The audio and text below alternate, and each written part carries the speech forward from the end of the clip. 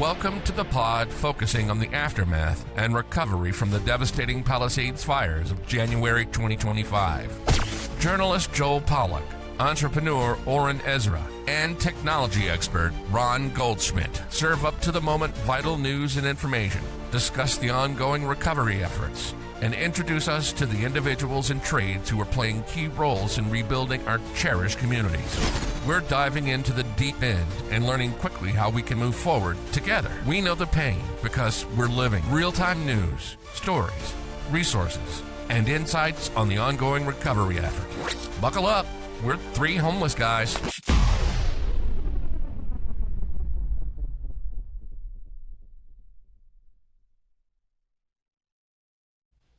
Welcome to Three Homeless Guys, the podcast about the Palisades fire and the rebuilding effort. I'm journalist Joel Pollack here with technology expert Ron Goldschmidt and entrepreneur Oren Ezra.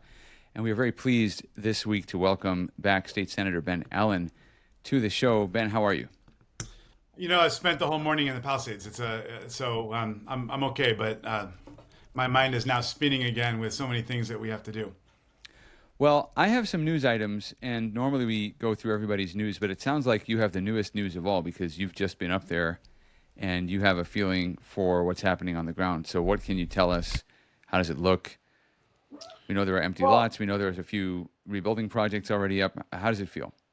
Yeah, I mean, first of all, there were a couple fully built, at least wooden structures that are popping up. So that was really interesting to see. The Palisades Recovery Council is opening up an office right in the middle of the village.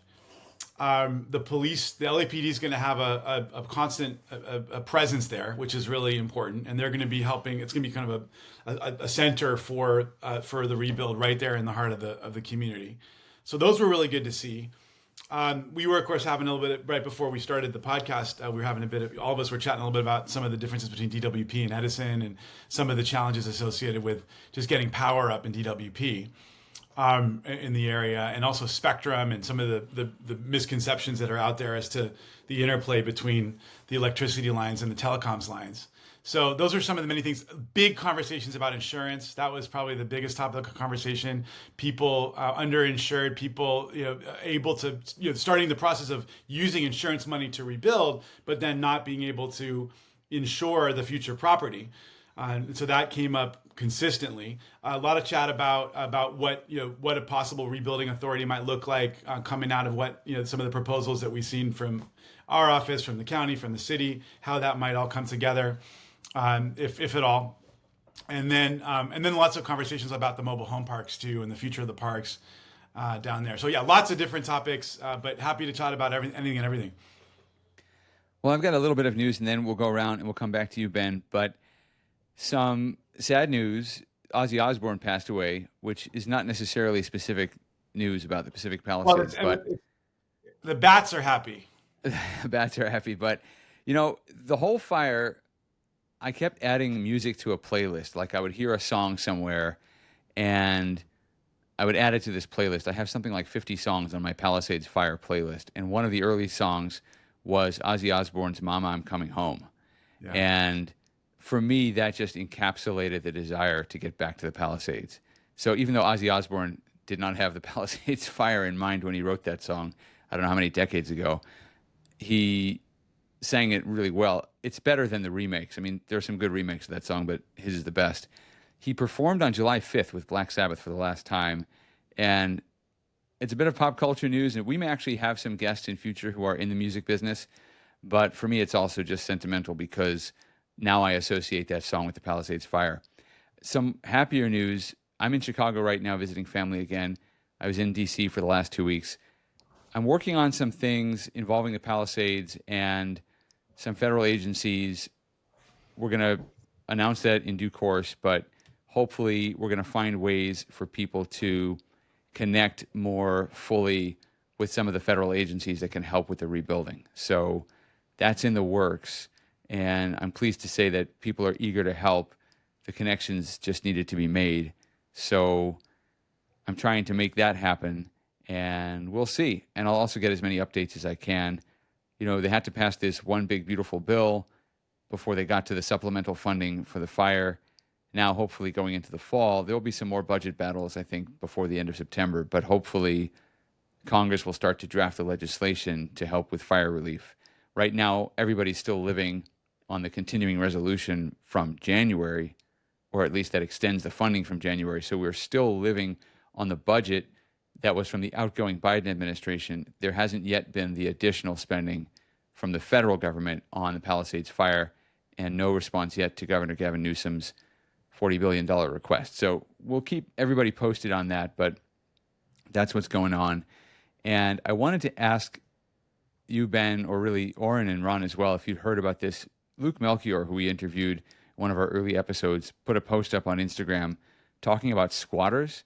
And I asked around people in my neighborhood, and they said they hadn't seen squatters in the Palisades. They said that Melchior was broadcasting or recording in Altadena that particular day. I don't know where exactly he was, and probably it was smart of him not to put exactly where he was because we don't want more people moving in and doing the same thing. But evidently a couple of people had moved onto empty lots, set up little tarps, and claimed that they lived there, and they didn't. And so it's very hard to get them out. I don't know if you guys have heard about that, but that's a growing concern. Yeah, that actually came up today at our group meeting too, and it does appear that it's largely been an Altadena thing. That has, there have been some rumors floating around on the WhatsApp groups, but at least from what we heard from the police, they were not, they didn't know of any incidents, but they did say to please immediately reach out to LAPD because they will. The guy who's going to be running the operation there said that they'll react very quickly. So that's what he said. All right, Oren and Ron, any additional bits of information? Any new developments, personal or political? Go ahead. Well, just on the fencing part, this is one of the reasons both me and Oren fenced our properties fairly fast, because not so much because of the squatters, but because you just want to do it for liability purposes. Like you don't want anything happening on the lot. You don't want anybody dumping a bunch of stuff, which already happened to Oren. Somebody dumped a bunch of things on his lot. So one of the things you can do to prevent squatters, it's not foolproof, is fencing. And that's something that I recommend to folks to do. That's not good. I just took my fence down, although it was the burnt down fence. But anyway. Right. No, this is more of like a construction fence. Yeah, those chain link fences. Chain link fence, exactly. Yeah. Anyway, lots of other good ideas floating around. Neighbors are starting to talk about construction materials and building methods. There's a house on Livorno apparently that's being built by a robot, so people are interested in that. And Marquez School near my house has the prefabricated classrooms up and ready, although I don't think they're going to have students back there until early 2026. I was very sad to learn that our principal, Dr. Latanya Reeves, is leaving. There's a new principal coming in. So lots of changes, lots of things going on, but everywhere I think signs of people slowly making progress. And that's true for me, although still fighting the insurance company over various things, but we're all making our way through it. And it's amazing how people are helping each other. I've seen Palisades residents when they've come to visit in DC, and the connections are still very strong. I want to jump into the big issue from last week, and this was something we talked about with City Council member Tracy Park about the Resilient Rebuilding Authority or the Climate Resilience District, these new local layers of government that people were talking about creating and that Senator Allen just referred to. And, we know Senator Allen. I mean, I've known Ben for many years, and even when we've disagreed, he's always been an extremely conscientious and sincere person. Unfortunately, somehow he ended up holding the short end of the stick when he was in the state legislature, and there was this bill well, you'll tell us what it did, because I think I got it wrong in one of my articles, or I didn't get the whole picture, let's put it that way. And that happens. There's a lot of information out there, and many people were reporting that Ben's bill allowed these local authorities to tax residents and use the tax money to buy empty lots to build low-income housing. That was basically the narrative. And it was a lot more complicated than that, and I'll let Ben explain, and I think he deserves a chance to explain, because I think he was kind of run through the ringer unnecessarily. I mean, Ben is one of the public officials you can say really does the best job he can for his constituents. So it was kind of unfortunate, Ben. Ben, that's why you should never volunteer to do anything for anybody. You should just, you should be the guy behind the scenes pulling the strings, but don't put your name on anything. I'm always confused when politicians want their names on roads and airports, because everyone always complains about roads and airports. So why would you want to be named after that? Anyway, Ben, tell us what happened and why it went so pear-shaped, and we'll have some questions and so forth. But gosh, okay. So the county had this blue ribbon commission that had been established to look at just the rebuild in general, not just for the Palisades, of course, but also for Eaton, for the Malibu, for unincorporated, for Pasadena, Altadena, et cetera. And they went out and they did all this research all over not just the country, but all over the world. And they came up with a whole slew of recommendations. The panel was made up of a lot of different people who were from all sorts of different backgrounds, builder backgrounds, academic, planners, environmental, etc. There were people with some close ties to the Palisades, but it was just a few of the 20 people had very close ties to the Palisades, and it was really trying to look big picture. Anyway, they came out with a series of recommendations, including this idea of a authority that would be a one-stop shop that could help to oversee the rebuilding process. It would not be given, in a way that would be allow them to kind of use economies of scale, that they could put in place maybe a land bank program for Altadena, where you saw a lot of land that was getting threatened to be snatched up by investors. For the Palisades, maybe it could help to pool resources for the purchase of construction materials, and so that people could not get gouged, but you could buy your construction materials from the authority at a lower cost, and they'd be able to take advantage of economies of scale. Maybe you could also come up with a loan program to help people that were underinsured, trying to just get the money through to help with their rebuild. So those kinds of things. They came out with their recommendations on a Friday. We had till Monday that Monday was the deadline to introduce new legislation for this calendar year. So we had very little time. We had another totally unrelated bill that was make a very non-controversial bill that had to do with using tax increment financing for it was a voluntary program, but it included funding for low-income housing and for density. Because that bill was in the same area of code, the same general area of code that this rebuilding authority would be in, we put that rebuilding authority language into the same bill with that other idea that had been making its way through. Again, that other idea had gotten bipartisan support. It was pretty non-controversial. But those two bills were together, those two sort of ideas were together in the same bill. That led to an enormous amount of confusion and rumors, because some of the language that was in that other portion of the bill got transposed in people's minds with regards to the authority, and it suddenly became, and that factor, combined with the fact that the governor announced this big investment in affordable housing, for fire victims and near the fire zones at basically the same time, led to just a wild series of rumors about how I was seeking to turn the entire Palisades into homeless housing. It just couldn't be further from the truth. It was totally incorrect. It's been totally debunked by not just the LA Times and Snopes, but also by Ashley Zavala, who's a journalist who has a lot of credibility with conservative folks. But it became a weird firestorm, and so we've pulled the bill back. We realize we have to do a lot of work, not only with community folks, but also with the city leadership, because Mayor Bass had some concerns about the bill. But we've been in very close contact with Tracy Park, with the leadership of the Pacific Palisades Community Council. And at the end of the day, if we do anything in this space, it's going to have to be very driven by and centered in community decision making, and that's where things lie right now. So I just want to be really clear with folks: the bill never dealt with zoning. It never dealt with taking away land use decisions from local government. But it became the victim of just some wild rumors. And all I will say is just be really, one of the things that was interesting, in the absence of credible journalism, when people went to AI, to try to get basic information about the bill, the AI was scraping from some social media postings that were inaccurate, and Oh, then man. that became the kind of that unfortunately ChatGPT has become sort of the credible source for people, and Wow. and so that then fed on itself. So that was a really interesting thing to watch as well. And so anyway, I just wanted to take a moment to explain what happened from on our side, and just say to people that I only want to do this if it's going to help, and if we're going to do it, it's going to be very much grounded in local decision making, community based decision making. So, You know, so Senator, yeah, go just ahead, like Ron. as a housekeeping note, so your bill was SB 549.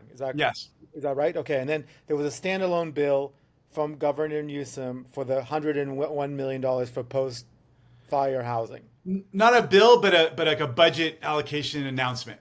Right, and I think there was a confusion between that Totally. funding and your bill. Totally. And can you speak at all about, so now that you've kind of like set the record straight on SB 549, can you talk at all about the 101 million and how that relates to the Palisades and what that could be used for? Because there's Yeah, been a lot of that concern.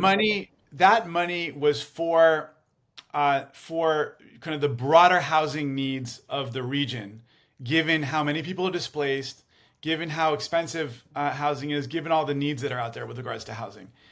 I think it was quite frankly more focused on Eaton Fire, but there's certainly been displacement on the west side as well.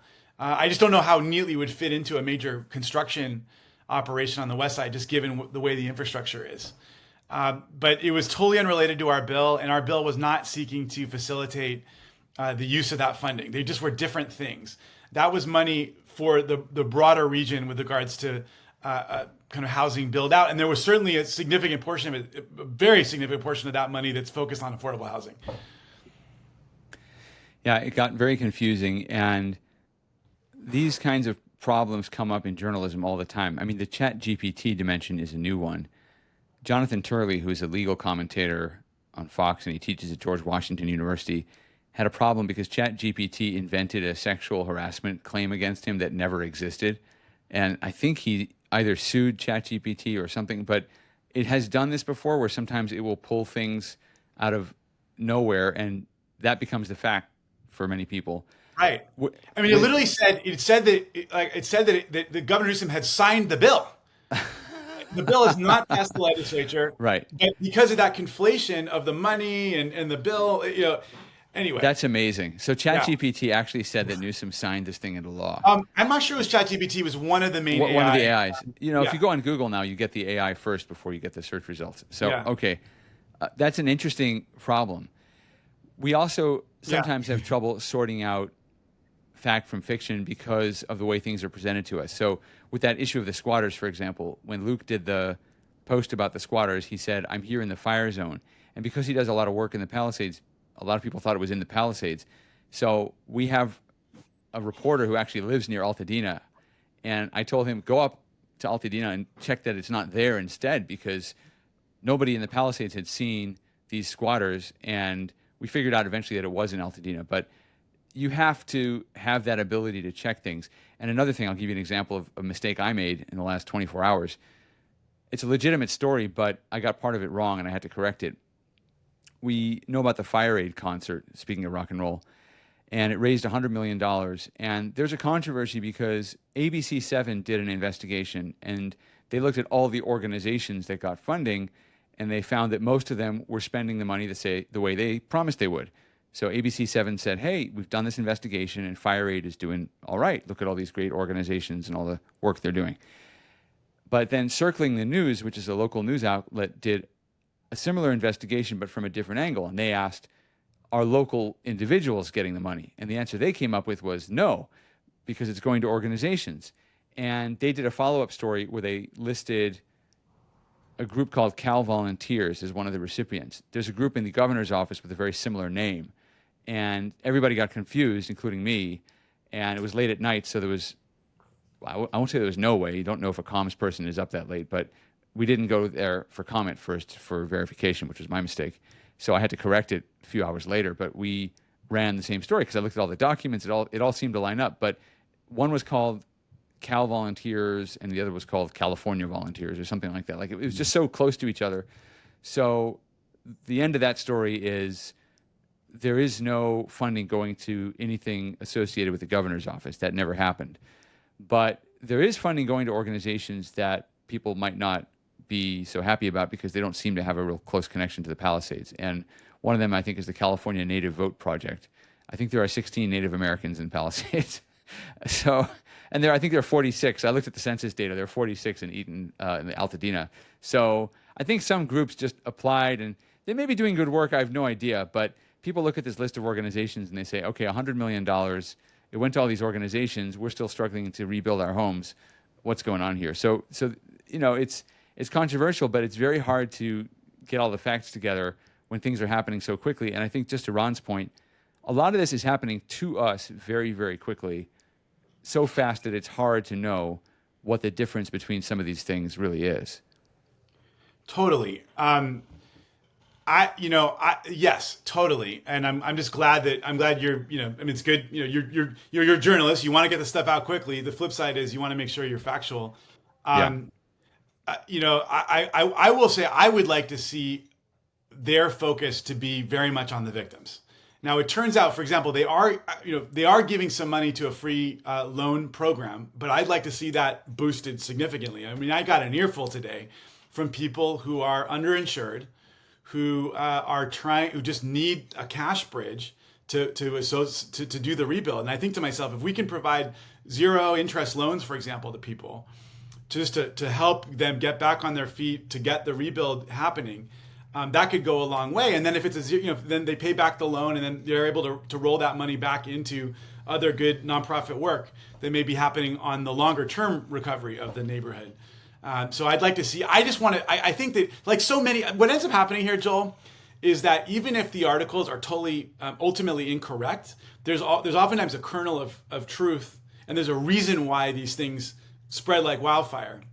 And I think in the case of my bill, it was because of sort of the general dissatisfaction and mistrust and concern about where the focus of government was on issues and how it related to the rebuild. I think in the case of this article, this issue, it's that people know how much suffering there is right now for homeowners, on the ground, and yet there was all this money raised, and they're not seeing the money. And so even if the money is actually going out and is being spent in good ways, it doesn't mean that we shouldn't be asking more questions about how to refocus that money toward projects that will be more helpful to real people on the ground right now. So is the state able to provide those kinds of loans? I mean, let's assume you get a bill together to do that. Does the state have the money? Because I know there's a $12 billion deficit they had to address. Is there money in California? Yeah, so I was starting with the idea that fire aid could be a good source for the loans. And in fact, some of it is going to loans. Like the fire aid folks are actually giving money to Jewish Free Loan Association, which, by the way, gives money to everyone, regardless of your ethnic background. And they actually provide 0% loans to folks for all sorts of different needs. And so some of that money is actually going to just what I described. And I was so happy because I started saying they ought to do that, and then it turns out they actually are doing some of it. I'd like to see more resources going there. I'd love to see some state resources going toward this. Maybe from the state side it could be a lower interest loan. So I'll spend some time on this. I mean, of course, the challenge is, as you say, the budget's in a bad place. But if these are loans that are at least lower interest, it's not a net loss to the state. And it could provide a real benefit, a real boost to people that are just struggling to get themselves back on their feet again. So I'm going to spend a little time on this, and we'll see what we can do. But you're absolutely right. The headwinds on the budget side are not good right now. Yeah, I'm just wondering if the state has the capital to do that. I mean, does it have a fund that it can dip into to provide that? I got to spend some time on it. I mean, this all kind of started to bubble up in the wake of Ms. Pascoe's journalism. And so I wrote, the second I saw it, in fact, I wrote my staff, and we're starting to look into it. That's how I found out about the money going to the Jewish Free Loan Association. There's also, and this, I'll let the other guys jump in a minute, but I think the federal government does provide some loans, and we haven't seen much of a conversation about that yet. So that's what I'm trying to get going, and to help people learn about some of the funding that might be available on the federal level. Because look, the federal government doesn't have a lot of money. You might have heard about that deficit, which is a lot bigger. But the federal government can print money, and California hasn't tried that yet, at least not for a while. So I'm not saying they should print money, but they're in a different position than the state might be to offer loans to people. And I do think that some kind of bridging loan is the answer, because I think we're talking about people who are able to put together a rebuild project, who are working or have income or have other assets, but just don't have what it takes to bridge the few $100,000 in some cases between insurance and for lack of that loan, they might have to sell their property, which is. And again, these are loans. We're not. We are. This is money that will. This is not free giveaway money. This is money that will come back. And if you think about the economic benefit associated with a speedy rebuild of the Palisades, it's not just good for the residents, which it's also good for the broader economy and the tax revenues. So, and I kind of wonder. I mean, if we could, when you talk about at the federal level, if we could somehow bring together a program that would apply both to Texas for the floods and the storms in North Carolina and us, because we're all in the same boat right now. Maybe that's a way to bring together different parts of the country in a way that might pass muster in Congress. Yeah, we have to make sure we get them on board. I mean, yeah, at some stage you need Congress to get on board. And like I said, they've been all tied up with other things. But, we've been pretty patient here. And I think it's time that Palisades residents and other people affected in California got some attention from Congress. I know that there are some members of Congress who are trying, but it has been hard. Go ahead, Ron. Yeah, no, just to double click on the insurance issue, which is obviously goes hand in hand with like the funds to rebuild.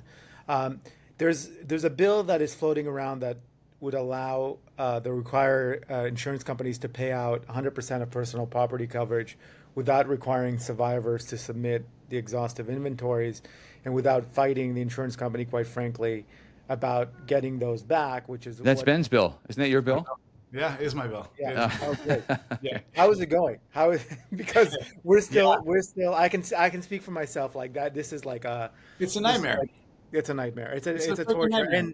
And there's no end in sight. Like I'll just tell you like firsthand view is like every week I have a call with my adjuster. Every week even though I submitted a very exhaustive list that took me many hours and for the entire family. It just like get a thousand cuts. Every week they come back with like 2 requirements, 3 requirements, 5 requirements. There's never an end in sight. And there's like the abyss of like, demand for information. So it just never ends. Yeah. And there's no end in sight. Like, how is that bill progressing? Yeah. So the bill's moving. Unfortunately, the insurance committee in the assembly knocked my 100% down to 65%. Which I'm disappointed, but it is what it is. I mean, I'm happy to go into the details of why why that happened. It was not something that I agreed to voluntarily, but I will say the bill will still be a major improvement off of the status quo, which right now I think requires something like 30 or 35%. So the bill's moving, but it has been scaled back somewhat by the Assembly Insurance Committee. But I appreciate you bringing it up. I mean, this was something that came to me right out the gates, and I realized what a problem this was, and I'm hearing so many of these horror stories. I mean, you don't think there's a chance you don't think there's a chance that it goes to 100? Not now, but it's a major step in the right direction. I think we need to revisit something, an additional uplift, in the future. But at this point, it has been scaled back by the insurance chair, Assemblymember Calderon. Got it. And, why? And just on this. Well, just on that question, why do they scale it back? I mean, why? Okay. Yeah. Let me tell you why. So the logic is that the whole pricing associated with contents coverage bakes in the idea that the insurance industry, that you're going to have a back and forth with the insurance industry. So their argument is that if we just give automatic 100% coverage, it's going to raise the rates of content coverage significantly. And effectively, you think about it, effectively, this means that built into their rate structure is the idea that they're going to nickel and dime people and make it more difficult for people to get their contents coverage. It's crazy because how much time are they wasting paying the adjusters extra months to sit there? Yeah, now I will tell you, some insurers have literally just given the 100%. Yeah. Have voluntarily done so. So there's a real mixed bag in the industry over this topic. And actually, that was part of why we were able to get so much traction on this bill. And we got through the Senate. We got some bipartisan support. So I was hopeful we were going to continue to make progress. But ultimately, the insurance folks came in hard, and they just made the case to the insurance chair over in the assembly side that this was going to screw up the whole rate structure associated with this type of coverage. And she bought the argument, and I'm sure there's some truth to it. But I will say, one of the things I'm finding as I do more and more of a deep dive into insurance is that there's this real, on the one hand, you want to make sure we have a strong, robust insurance industry. You start to realize how much of their business model is based on, at least some of them is providing kind of mediocre coverage to people. The flip side is you also, in order for you want people to feel good about buying insurance, right? And people will only feel good about buying insurance if they feel that, in the end of the day, when there is a disaster, that the insurance industry will be there for them and help them. And I think that reputation, at least with regards to some companies, is at risk. Yeah, and with regard to some kinds of coverage. I mean, my house survived, but we had to get rid of most of our things because of smoke damage and so forth. And I'm now going through the same itemizing process. The advantage I have that Oren and Ron didn't have is I was able to take photographs of things before we had to throw them away. And I'm still getting told that I have to give more detail. So today, in fact, I was going through a picture of my wife's jackets, and I had to ask her what the prices were for each of the jackets, trying to figure out which one is which. I'm getting sticker shock myself every week there. But it's for handbags in my case. Okay. But let me tell you, that's not why they're asking for it. The idea behind it is just stalling. Totally. It has nothing to do with the prices of the jackets or the handbags. It's just stalling. Every week I get 3 questions. Every week I'm like, are we through it all? Yeah, I think so.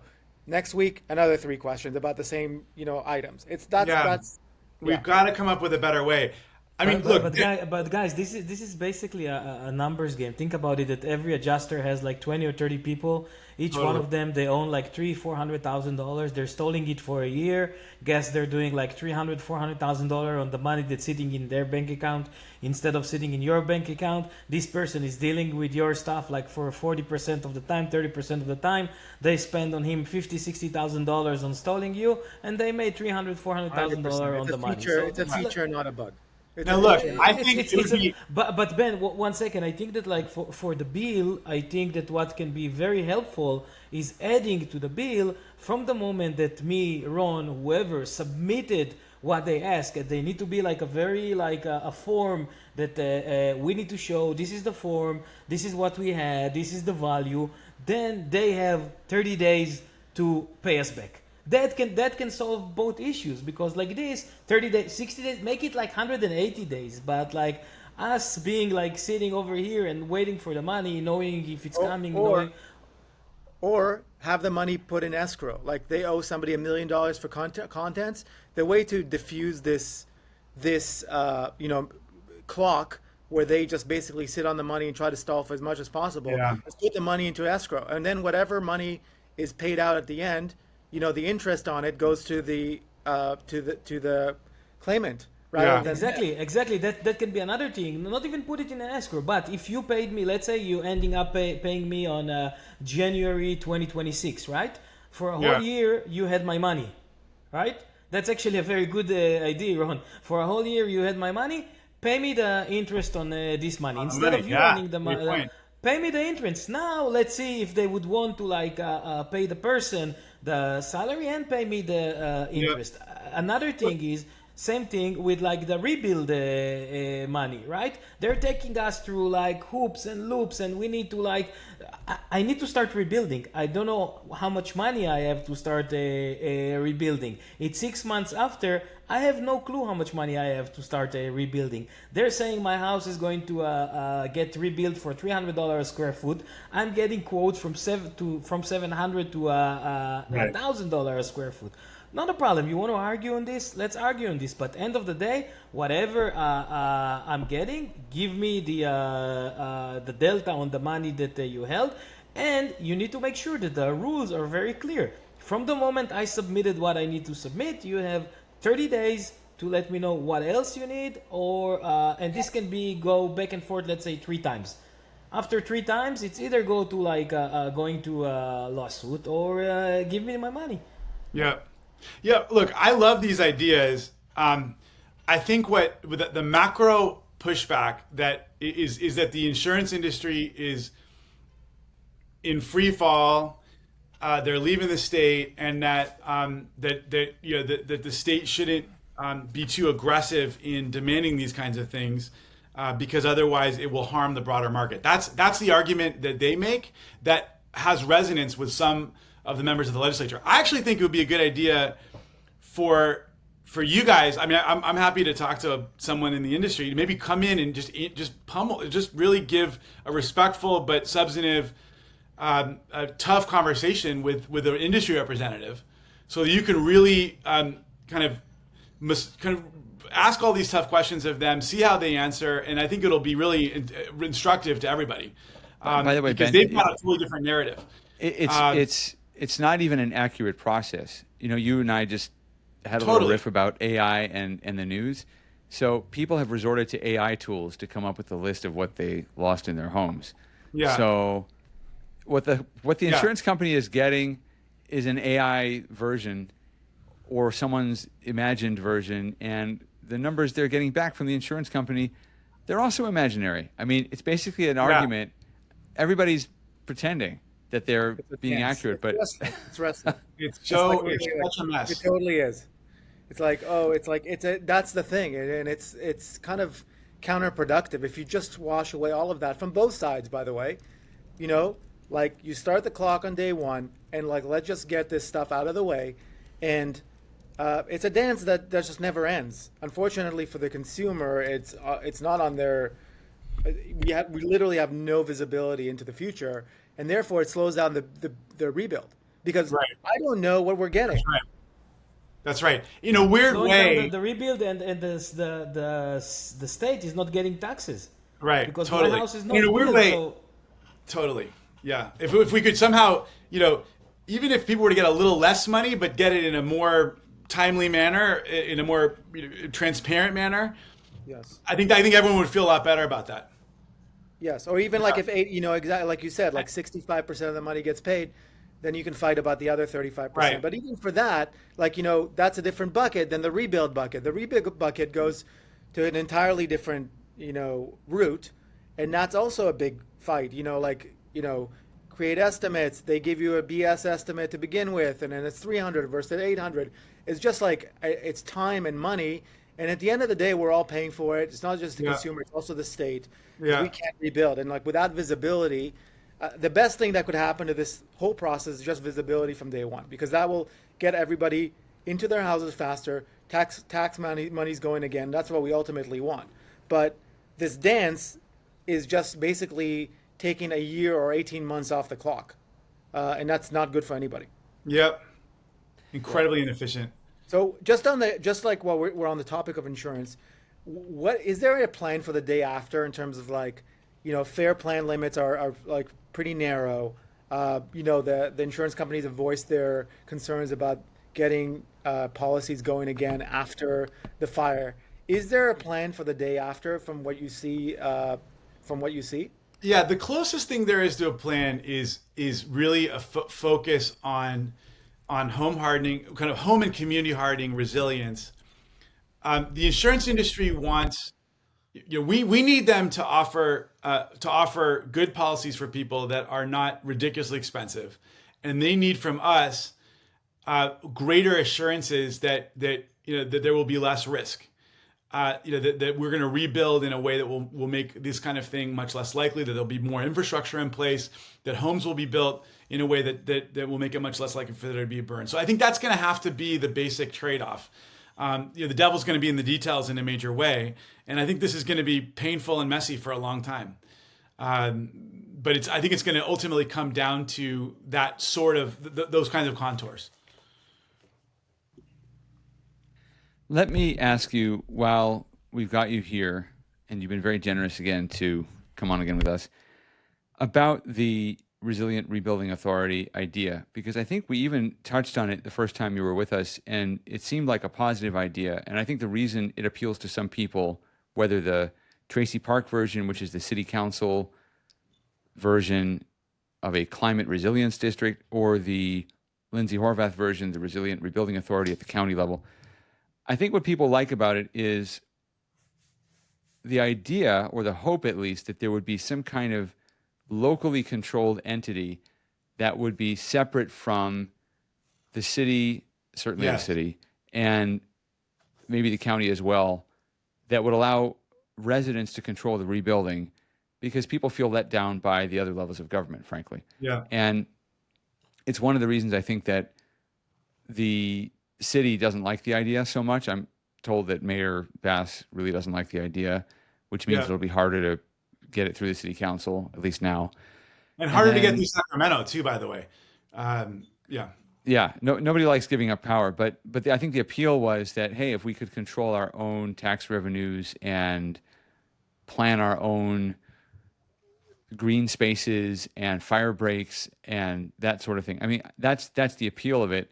I think what people feared was it was moving so quickly that you would have some of the same people have lost trust in. And it isn't even necessarily individuals. It's just the same levels of government that people have lost trust in would be running this authority and then raising taxes and doing what they want to do with it, which might not be what the residents want. And then this fear again of, by the way, nobody's afraid of affordable housing. I mean, I think the term affordable housing, it doesn't quite capture what the Palisades has been about. There were a lot of people living in affordable housing in the Palisades when the fire broke out. You know, the mobile homes and so forth, but also, I mean, just on my street, there were a lot of people who bought their homes in the 50s and 60s. And for those people, many of whom are on fixed incomes, those homes are affordable. I mean, you know, like with low Prop 13.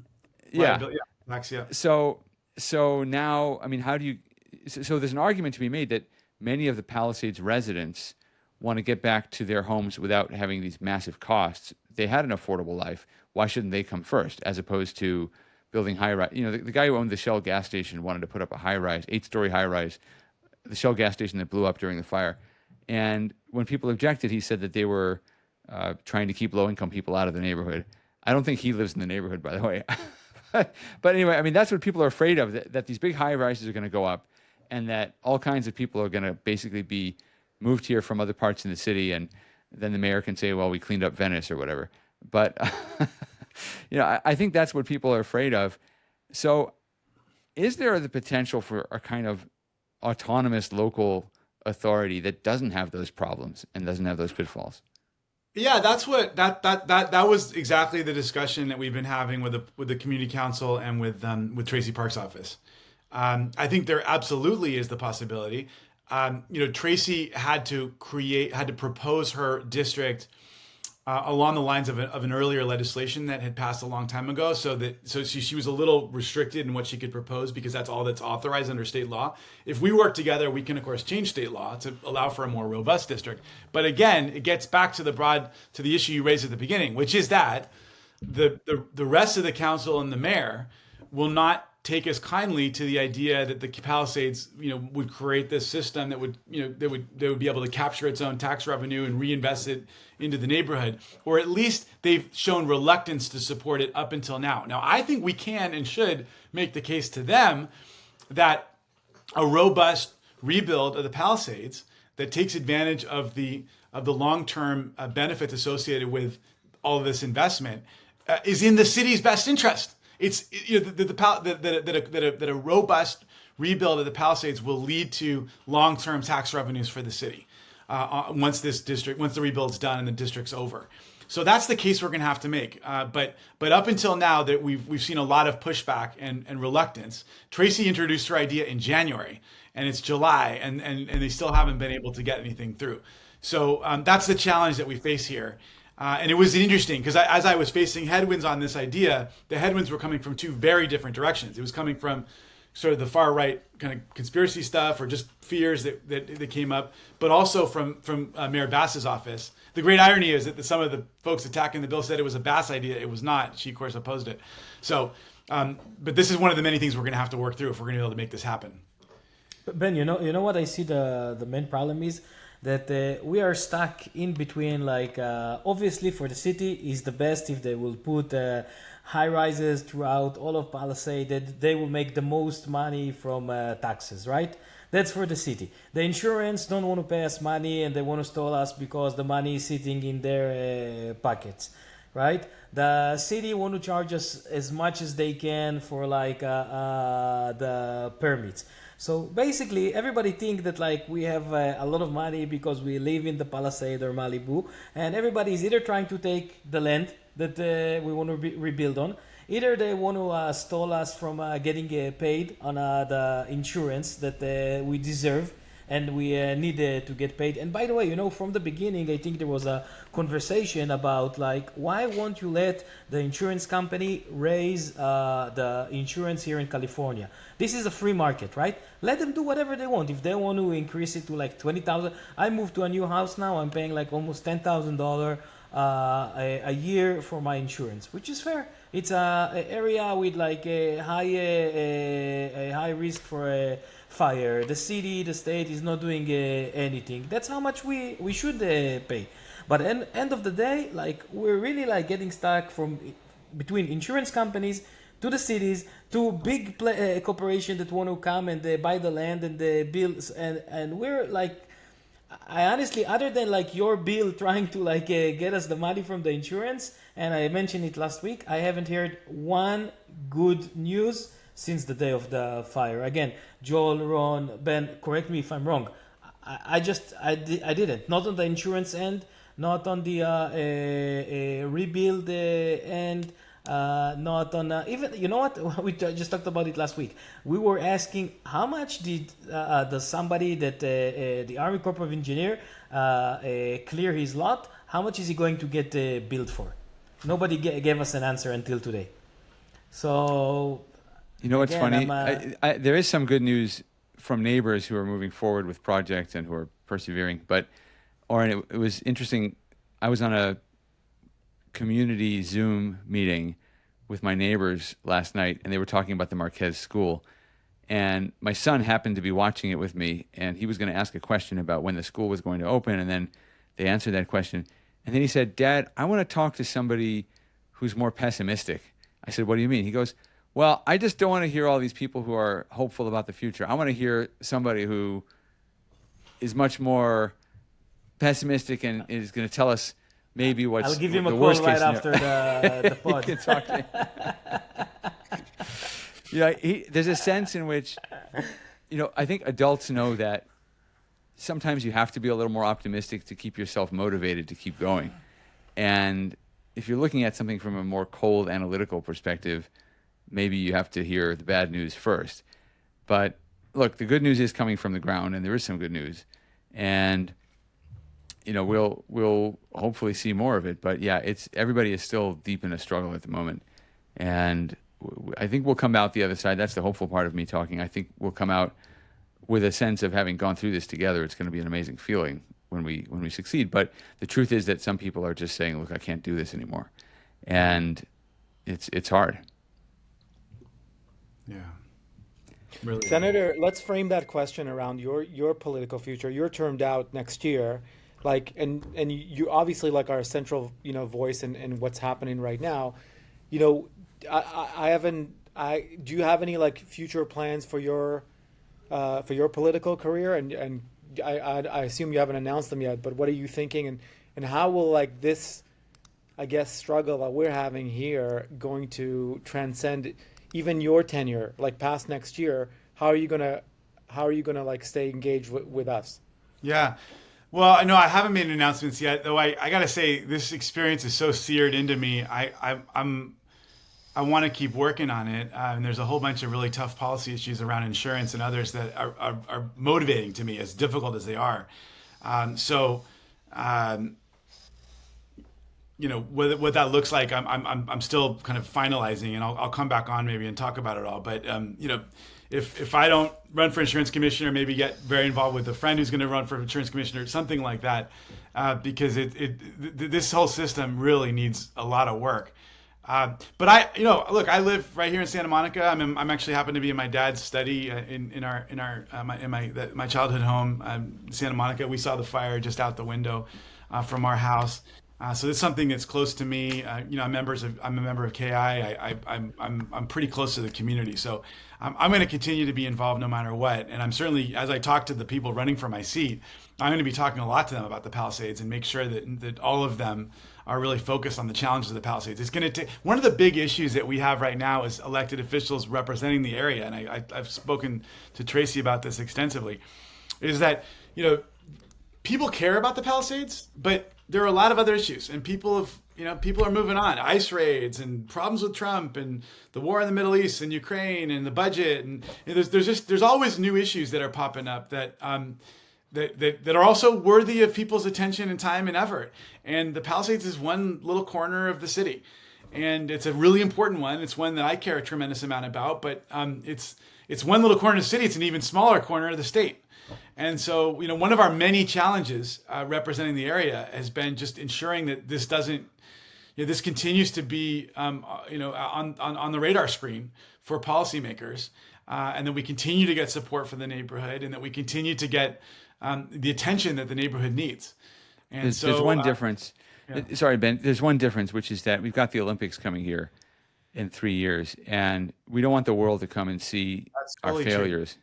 We want the world to come and see that we're rebuilding, that this is how LA pulls itself up. And I think it's a huge opportunity, but if we don't focus on that, then it's going to be a different kind of story about LA. I mean, it could end up being a showcase of everything wrong with LA. That's totally true. That's totally true. That is a fear. I mean, look, I will say, even just being there today and seeing every lot having been cleared, not in the Palisades Bowl, but in the neighborhoods, seeing houses almost the entire wooden frame already having been constructed, that was amazing.